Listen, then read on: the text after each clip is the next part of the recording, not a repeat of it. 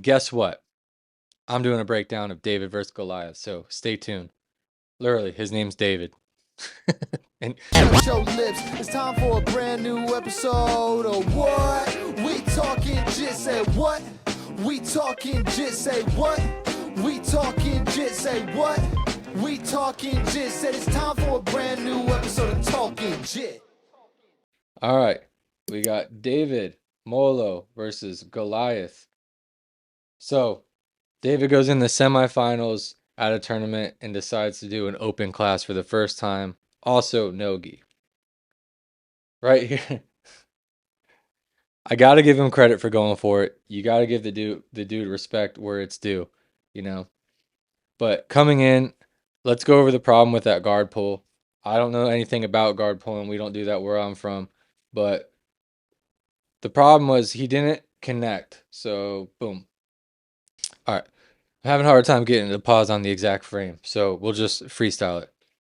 This guy has David's head under control. So he's starting to gain the posture control. David so far doesn't really have much. This guy's got a good grip here. David's kind of blocking here. So it looks like David's trying to counter the pressure of his head going down by posting on this guy's leg. He wants that guy's leg to hold the weight the guy's pulling down. When Dave goes for the guard pull, I would look for, if I was a guard puller, I would go for a shin on shin.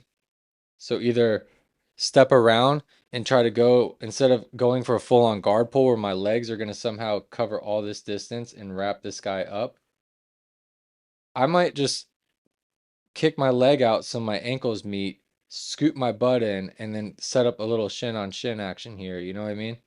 And that way I have a good connection. I'm not fully committed to the guard pull and actually could work a wrestle up or a sweep from there. A lot more options than this. If I'm going for guard, I'm going to take my leg and I'm going to connect it to his hip and make sure I've got a good tension. Like, I'm not just going to tap his hip with my foot. I'm actually going to push so I have a good tension and pull. That way, when I pull the guard, I'm actually pulling this guy's posture down, countering by moving my leg out. So there's like a counter pressure here, right? That's what I'd be looking for. Easier said than done. But Dave, as you can see, that's the thumbnail right here. Sorry, Dave. Dave biffs it. He knows what he did. He's a good sport. He goes for the guard pull, kind of biffs it, does a good sit out, and now Dave is low. This is a good option here. Boom. So again, Dave, you're kind of doing a shooting guard pull rather than a full on guard pull. All right, I was in the way. All right. So, and right now he's got like a lockdown on this knee. You need to get this knee out of his guard so that you're more mobile. Keep hitting the wrong buttons. You need to get this knee out. Perfect. There we go. So you're starting to build a frame right in here. This is great. Now you got some pressure to push off of. I would actually push the knee into his hip. So if you see the common theme here in a lot of my videos is when you're down on the ground or you're taking a lower position, making sure you're countering with some pressure to ruin something. So like, for instance, had Dave popped this knee out of his guard before the knee was back here. So the guy had David trapped and not so mobile. The minute David was able to get his knee out in front, David is now mobile and he's now got an extra frame, an extra line of defense in front of him. Instead of being passed, he's got a whole line of defense. Had Dave driven this knee into that guy's hip, Dave has the option to push his body away from the guy or hold onto the guy and push the guy's body away from his shoulders, thus making the guy kind of collapse, right? Ruining that angle. Coming up. Nice, Dave. Nice. So let me go over something real quick here in the butterfly. This is a bad spot because he's scooting, but just a general for butterfly and doing a good butterfly guard. If I'm standing up, I'm looking for these ankles. If I can reach these ankles, I'm going to rip them up to the ceiling, and that's going to make your body lay flat, right? Because your feet are going to go up, you're going to be flat on your back, and I'm going to have control of your ankles. The butterfly guard is not going to threaten me at that point in time. So we want our butt to be kind of close or at least one close and maybe one away to keep distance control, right? If you can have one away, not overextending the leg, not you don't want to overextend it straight because that's just a lever. But if you could place this foot onto something, you can use it as a blocker while having one tucked in here as like a thing, or you could do both underneath and you have your hands to block it. So if your hands can't reach farther than your ankles to block whatever's going for your ankles, you're kind of overextending your butterfly. So you need to be aware that you're overextended, giving people levers here.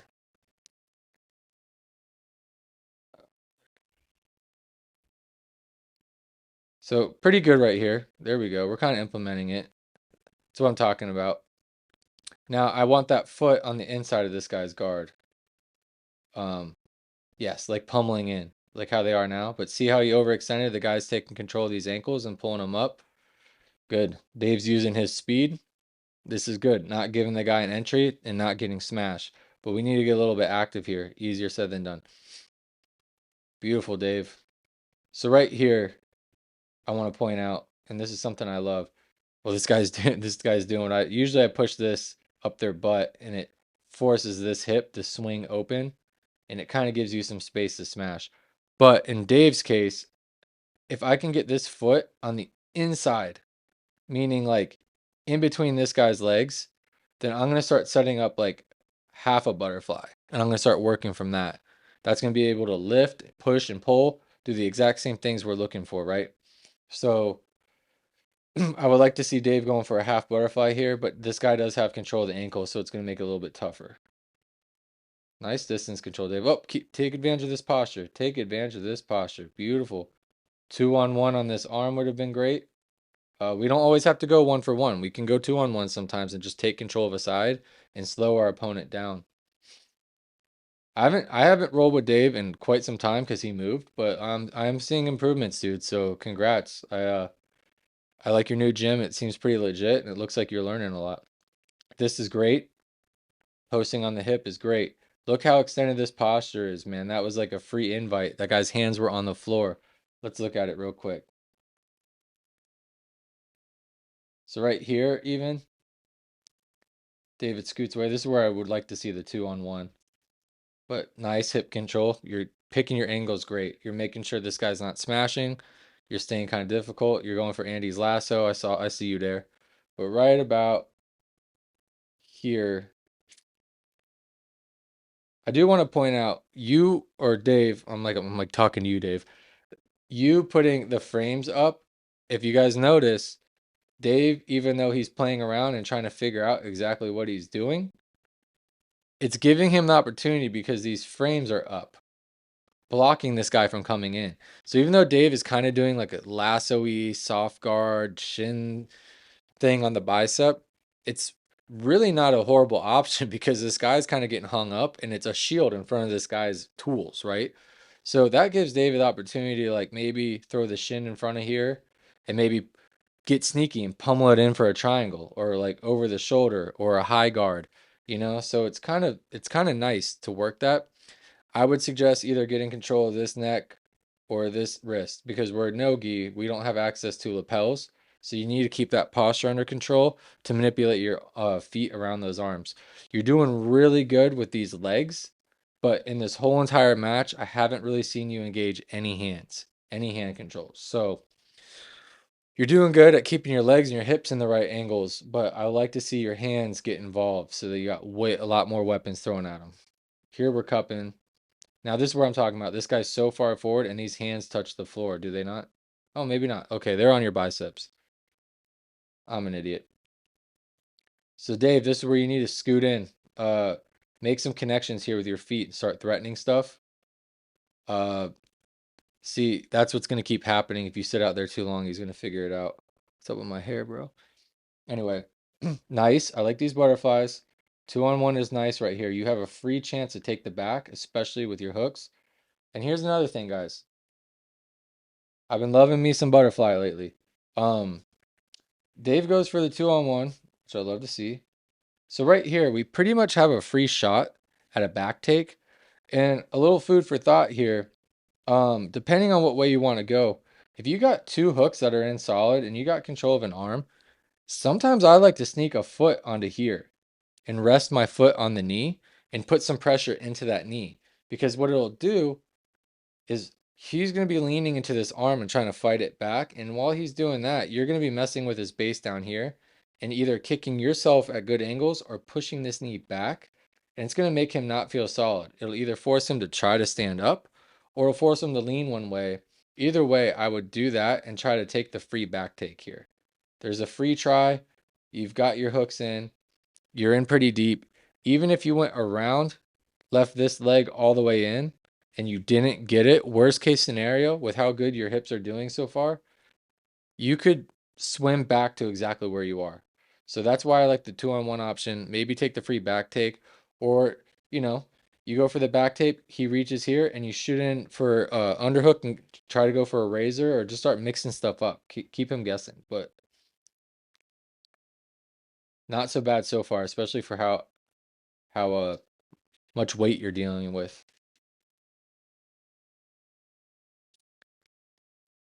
Here we go. All that space when he stood up. Oh my gosh, I was just seeing single leg X and all that stuff.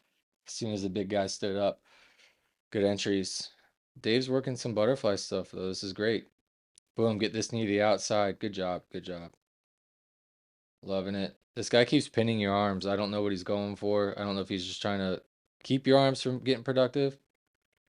Good call. Now we got adult. Yes. Yes. So boom. You went for it. You went for the razor. This is awesome. Oh, this is a good spot right here. You're looking at the clock. You don't have much longer to go, buddy. So when you shoot this arm in for the razor, a lot of people make the mistake of coming over this right here, just whatever's in front of them. The problem is it's really easy to dead arm out when you're only grabbing like behind the tricep.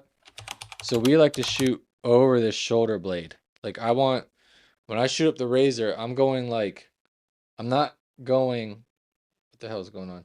I'm not going straight with the arm like this, like perpendicular.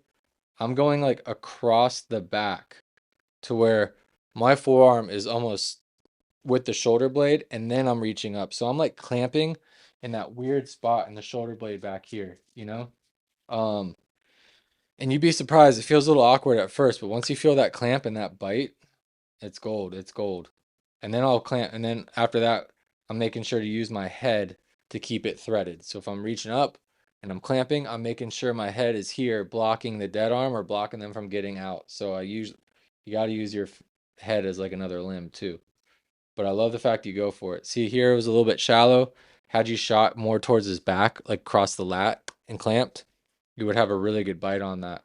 But still, I'm glad you're seeing it, especially in a tournament. Good distance control. Here we go with the hands. We're getting them involved. You're listening to me. That's great. Really great. Dave, when they stand up like that, man, you got some entries to mess with. Or just pass an arm over. We really need to talk about 2-on-1. That would be a great option for you. I don't know how much no-gi you're training these days, but this is great. So let's go back to this real quick. Worth touching up on. Doing great with the feet down here. I like what you're doing with the place. When you go for the lift, and I think we covered this in the last video with Mike, when you go for the lift, it's not just like right here, I believe. When you elevate them, it's not necessarily just like lifting them up and holding them and trying to like almost like you're kicking them over your body, like you're trying to go like straight over the body. A lot of it is actually guiding them, not like flipping over your body like a pancake, but guiding them on your body, like floating them over your body and then taking them to a side that you want to go to. So a lot of times it's smarter to like load all the weight on you and then pick a shoulder to go over, or pull them over you and then roll. Maybe you kick this out as you roll your body this way, and that helps convince him to roll over. So a lot of times people just try to do a straight up like leg extension, like they're working out on a machine, but it's more so about picking the guy up, putting the weight over you like a ball, and then just rolling like a ball or taking him one way as a ball. Just And then if you try that and this guy ends up saying, nah, F that, and he starts posting, well, then you've got this leg under control and you'll have such a clean entry to like your single leg X's and your De La Rivises and all that kind of good stuff. But still good. These hands are posting on your biceps. It's more of like a, yeah, there we go. Right here, this is good. You got your hooks. Yes, beautiful. Again, you know, and if you're just getting lift straight up, like I said, take a foot out and push the knee. Use a foot to push the knee and keep your other hook. So one's elevating and one's kind of messing with the and spreading out the base, you know. It's a very good match, man. I mean, really, I don't notice when you got the advantage. You'll have to let me know, or someone who's clear on IBJJF referees and stuff, let me know how this advantage worked down below. Or Dave, maybe you can. Oof. Not so good here. This guy's got a really good control on your face, and he's got that arm block. He's looking at the clock. So, Dave, this is where it's really important, and I don't know if you're still in this habit or not, but it's very, very common for whites, blues, and even some purples and shit stuff. We got to get our backs flat. The worst, in my opinion, the worst side control is when you make them face away from you, because this guy's got access to back takes. He's got access to pushing your wrist down and attacking straight arm bars, top arm bars here. There's just so many options when you look away and you can't fight them properly. So unfortunately, you got to kind of take the hard road and kind of shimmy and just like drop that shoulder to the mat and just try to shimmy your hand in this little window at the same time so that that bicep isn't biting on your head. So basically bringing this wrist to the side of your head and holding like you're combing, you know, or like you got a headache, and getting that shoulder to the floor and facing him and bringing this little frame that you built and turning into him and using that to kind of wing and get the arm off your face. But you have to look at him and fight him. It's really an unnatural like feeling. Like you want to naturally run away and get the hell out of there and reface him, but it just doesn't help. You'd have to get this hand to your head, maybe even brace it and put your shoulders flat.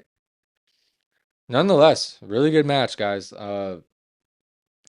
It always sucks when you got a really good contended match and then the points just come towards the end. 3-2. Can't be mad at that, dude. I mean, you showed up at a tournament.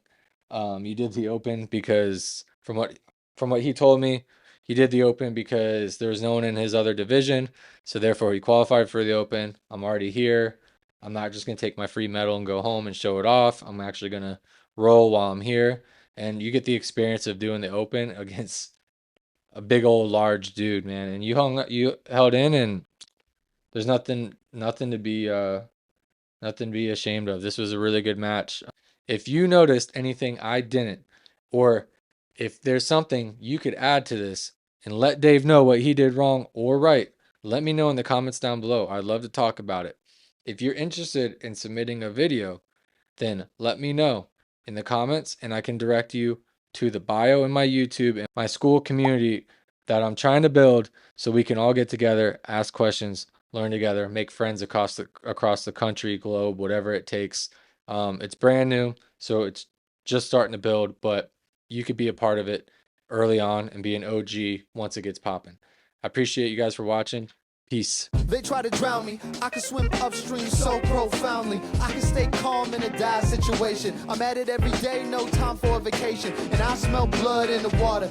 Everything I do, yeah, I do it for my daughters. Now I'm gonna shut your lips. It's time for a brand new episode of What? We talking jit, say what? We talking jit, say what? We talking jit, say what? We talking jit, said it's time for a brand new episode of Talking Jit.